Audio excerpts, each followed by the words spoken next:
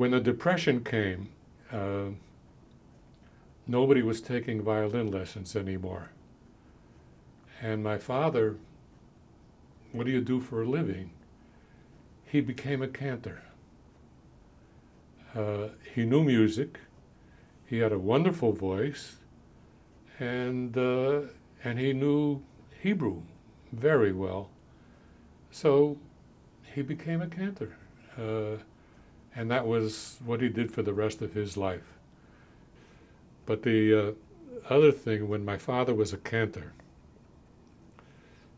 and he had to get ready for Kol Nidre, he said, it's time for a Guggle Muggle. A Guggle Muggle is it must be a Russian term, a big drink or something. An egg, honey,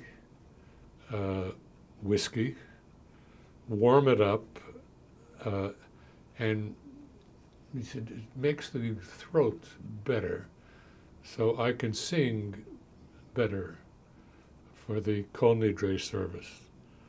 And the ritual for before he went to shul was he would have his Guggle Muggle, and he sang very well. And the fact that my father was the cantor gave me a little bit of prestige.